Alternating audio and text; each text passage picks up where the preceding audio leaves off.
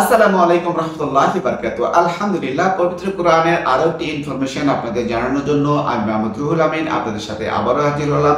আশা করি সবাই ভালো আছেন এবং আমার এই ভিডিওটি ফুললি দেখবেন। তাহলে এই ভিডিওতে আমি যা বলতে চেয়েছি এবং পবিত্র কোরআনে আল্লাহ তাআলা যে মেসেজটি মূলত এই পৃথিবীর মানুষের জন্য দিয়েছে সেই বিষয়টি সম্পর্কে খোলাসা করার চেষ্টা করব ইনশাআল্লাহ।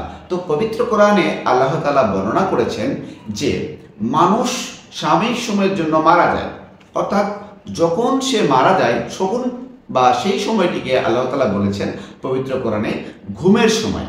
অর্থাৎ ঘুমের সময় মানুষের যে আত্মা থাকে এই আত্মা কিন্তু বের হয়ে যেতে পারে। তাহলে বোঝা যাচ্ছে যে যদি ঘুমের সময় মানুষ সাময়িক সময়ের জন্য মৃত হয় এবং আবার ঘুম ভেঙে গেলে আবার সে জাগ্রত হয়, এভাবে কিন্তু এই যে ঘুমের যে প্রক্রিয়াটা এটা কিন্তু মানুষের সারা জীবন ভর চলে। তার মানে মানুষ প্রতিনিয়তই মৃত্যুবরণ করছে, পবিত্র কোরআন অনুযায়ী আবার কিন্তু জেগে উঠছে। এবং হাদিসে বলা হয়েছে যে এই যে মানুষের আত্মাটা থাকে মানুষের ঘুমের সময় যেটি বের হয়ে যায়, যেটি আবার ঘুম ভেঙে যাওয়ার প্রাককালে আবার তাকে ফিরিয়ে দেওয়া হয়। আমি একটি ভিডিও করেছিলাম, সে ভিডিওতে পবিত্র কোরআনের এমন একটি আয়াতের কথা আপনাদের সাথে শেয়ার করেছিলাম যেখানে আল্লাহ তাআলা বলেছেন যে প্রত্যেকটা মানুষের সামনে এবং পেছনে দুজন করে ফেরেশতা আছে। এই দুজন করে ফেরেশতা থাকার মূল উদ্দেশ্যটা কি?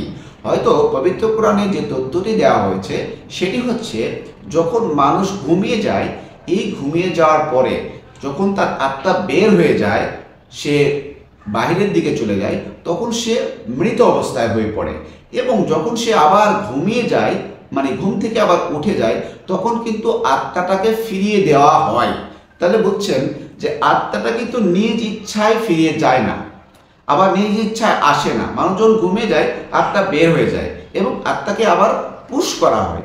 এই যে পবিত্র কোরআনে বর্ণনা করা হয়েছে যে সামনে এবং পিছনে দুজন ফেরেশতা থাকে, এছাড়াও ডানে এবং বামে আরও দুজন ফেরেশতা থাকে যারা আমাদের সবসময় নেকি এবং পাপের গণনা করছে। এই যে দুজন ফেরেশতা এবং সামনে এবং পিছনে এই যে দুজন ফেরেশতা, এই দুজন ফেরেশতার মূলত কাজ হচ্ছে যখন সে ঘুমিয়ে পড়ে অথবা যখন সে ঘুমের আচ্ছন্ন থাকে তখন তার দেহের ভিতর থেকে আত্মাটাকে বের করে ছেড়ে দেওয়া, এবং সে আবার যখন জাগ্রত হয় তখন সেই আত্মাটাকে তার মধ্যে ঢুকিয়ে দেওয়া হয়। এটা রাসূল সাল্লাল্লাহু আলাইহি ওয়াসাল্লাম বলছেন।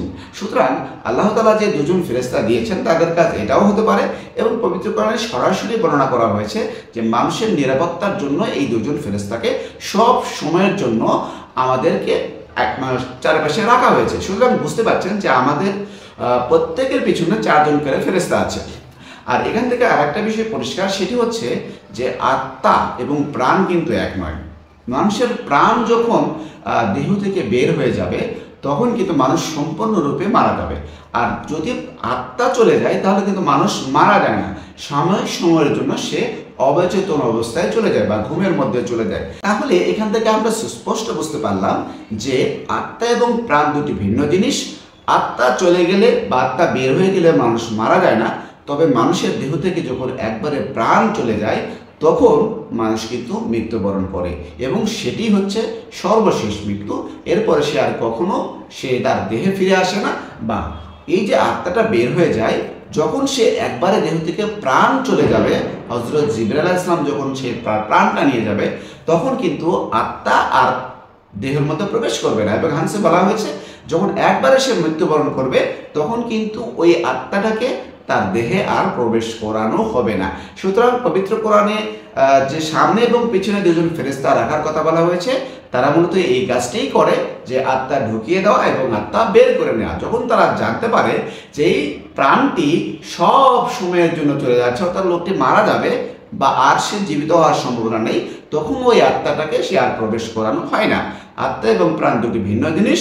মূলত এই আত্মারই মূলত আপনার শাস্তি হবে এবং এই আত্মা থেকে মানুষের শেখ অবয়ব তৈরি করা হবে। সুতরাং বুঝতেই পারছেন মানুষ মৃত্যুবরণ করলে যে কোথা থেকে তাকে আবার জীবিত করা হবে এই বিষয়টি কিন্তু আমরা এখান থেকে সুস্পষ্ট বুঝতে পারছি। আসসালামু আলাইকুম ওয়া রাহমাতুল্লাহি ওয়া বারাকাতুহু।